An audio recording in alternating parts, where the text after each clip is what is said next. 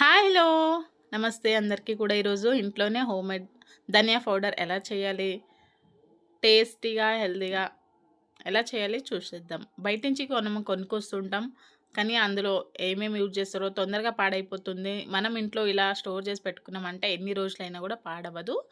హెల్త్కి కూడా చాలా మంచిదండి. బయటికంటే మనమే ఇంట్లో తయారు చేసుకుంటే ఫస్ట్ ధనియాలు అయితే తీసుకున్నాను, జీలకర్ర, బిర్యానీ ఆకు, ఎండుమిర్చి, అవన్నీ కూడా వేయాల్సిన అవసరం లేదండి.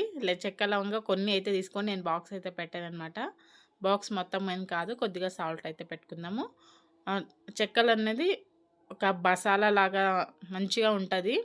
ఇవన్నీ ఇంగ్రీడియంట్స్ వేయడం వల్ల ఇక్కడ చూస్తున్నారా ఇంత మాత్రమే వేస్తాను. లవంగా, చెక్క, సాజీరా ఉంటుంది కదా, అందులో ఫస్ట్ ధనియాలు అయితే వేపుకుందాము.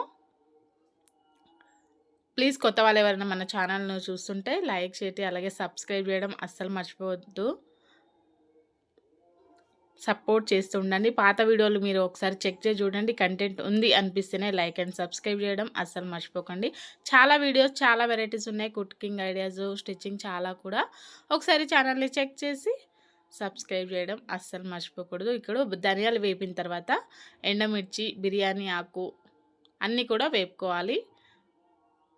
చూస్తున్నా కదా, కొంచెం మనం ధనియాలు వేపినప్పుడు మంచి సువాసన వస్తుందండి. కొంచెం కలర్ మారుతుంది, అప్పుడు వేగినాయని అర్థమవుతుంది. ఇవన్నీ కూడా కొద్దిగా ఫ్రై చేస్తే సరిపోతుంది, ఎక్కువ కూడా చేయాల్సిన అవసరం లేదు. వాటర్ తడి, ఆయిల్ ఏమి కూడా ఉండకూడదు. సో ఫ్రై చేసిన తర్వాత వచ్చేసి ధనియాలు రెండు మిక్స్ చేసి పౌడర్ అయితే చేసేసుకుందాం. పౌడర్ వేసి పెట్టేసుకున్నామంటే ఎన్ని రోజులైనా కూడా పాడవదండి. ఫ్రిడ్జ్లో పెట్టాల్సిన అవసరం కూడా లేదు. ఇది బయటే ఉంచినా మీకు 3-4 మంత్స్ అయినా అస్సలు పాడవదు. నేను ఇలా ఒకేసారి స్టోర్ చేసి పెడతానమాట. కొద్దిగా లాస్ట్లో సాల్ట్ వేసుకోవాలి అంతే. మిక్సీలోనే లాస్ట్లో వేసుకొని రౌండ్ దింపితే సరిపోతుంది, లేదా బాక్స్లో వేసిన తర్వాత కొద్దిగా సాల్ట్ వేసి పెట్టేయండి. అంటే సాల్ట్ ఉండడం వల్ల ఎన్ని రోజులైనా కూడా పాడవకుండా, పురుగు పట్టకుండా ఉంటుంది. లేదంటే పురుగు పట్టే ఛాన్సెస్ ఉంటుంది కదా. ఇదైతే ఎన్ని రోజులైనా పాడవదండి. నేను ఎప్పుడు ఇలానే చేస్తుంటా. నెక్స్ట్ ఇంకో వీడియో చేస్తాను, సాంబార్ పౌడర్ ఎలా రెడీ చేసుకోవాలి హోమ్మేడ్ అని. చాలా టేస్టీగా ఉంటుంది. మనం ఇంట్లో చేసుకున్నది చాలా హెల్తీగా కూడా ఉంటుందండి.